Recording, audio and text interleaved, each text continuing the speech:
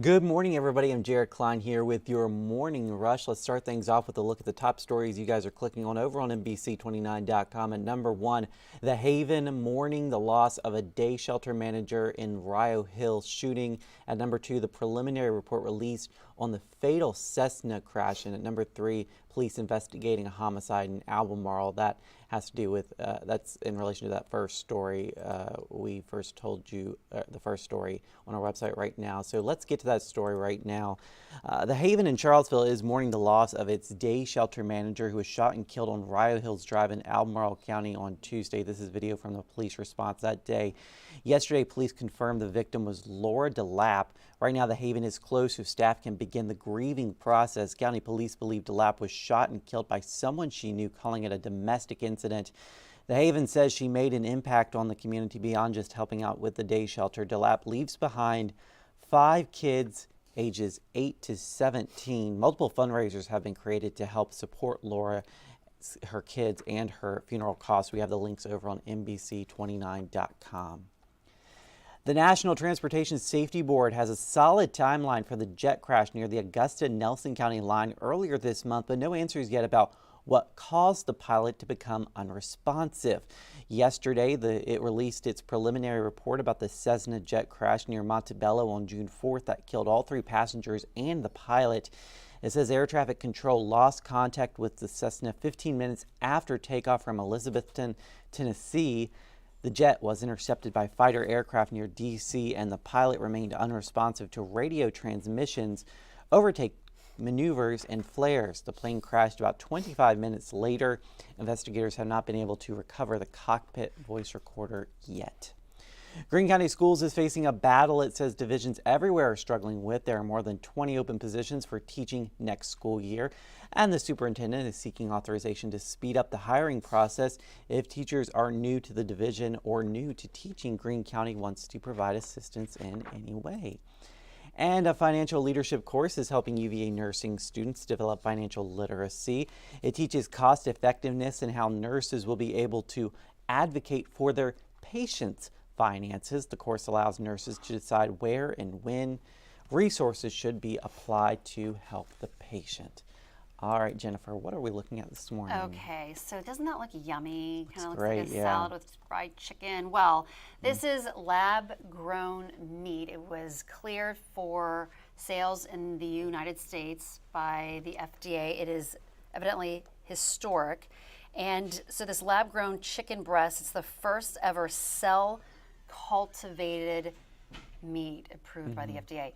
So I don't, it's different than from, like, say, I guess Beyond Burger or Beyond Meats, because that's plant-based, but this is cell cultivated, and it's produced in a giant vat similar to what's that, a brewery? Yeah.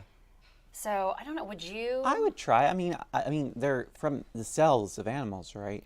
I don't know.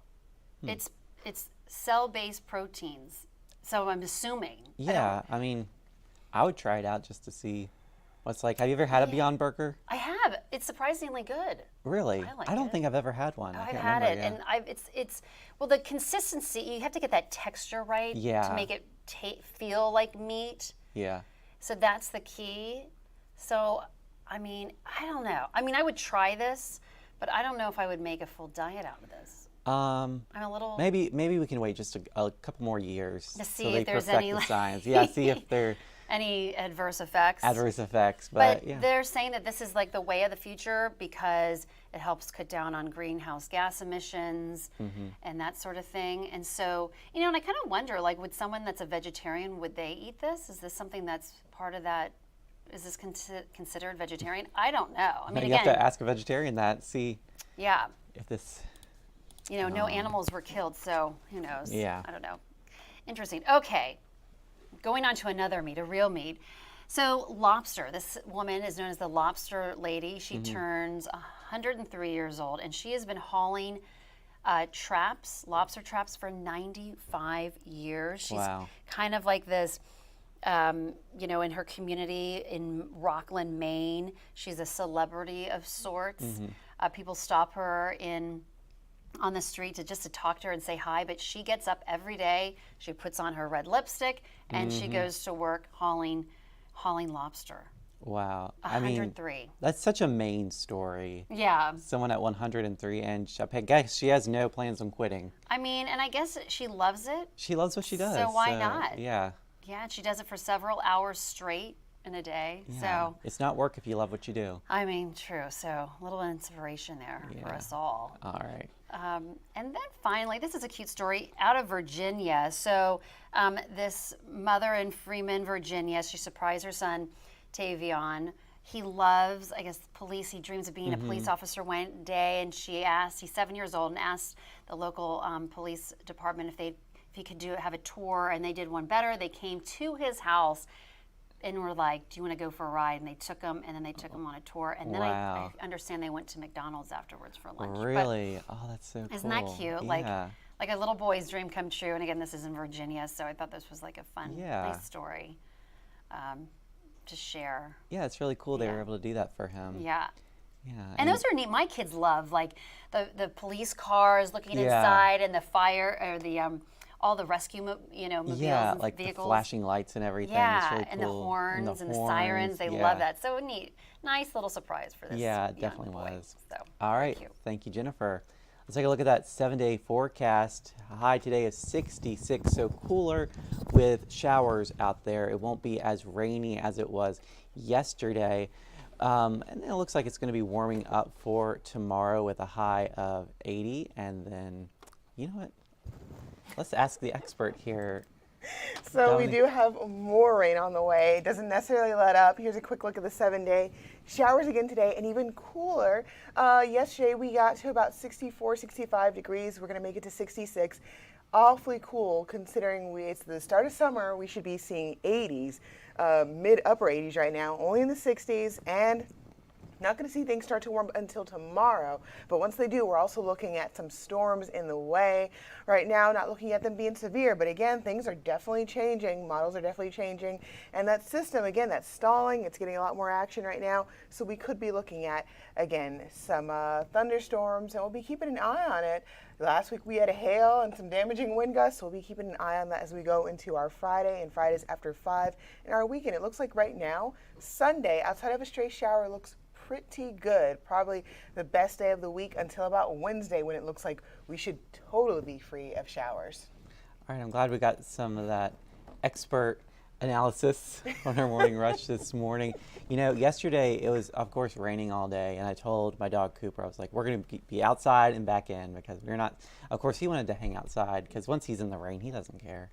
Of course. Well, it sounds like a Cooper thing to do, to decide that, like, it's bad weather, let's stay outside for a little longer. But you know, he's really afraid of umbrellas. Really? So I can never use an umbrella to walk him. I always have to use a jacket or something with a hood on it because... Oh, just a mini jacket for him? Yeah. Oh, nice, nice. Because, I mean, if I bring an umbrella, he's running in the opposite direction. Do you think he'll be upset if you got him an umbrella hat? I think he would. And I don't know where that fear came from. It just popped up one day that he all of a sudden was scared of umbrellas. So Well, I guess he doesn't like the way they open. But you have to do it a little quieter. Are you just popping it open? He's at the point now, if he just sees me holding a closed umbrella, he's running in the opposite direction. So I have no idea. This dog is an enigma, truly.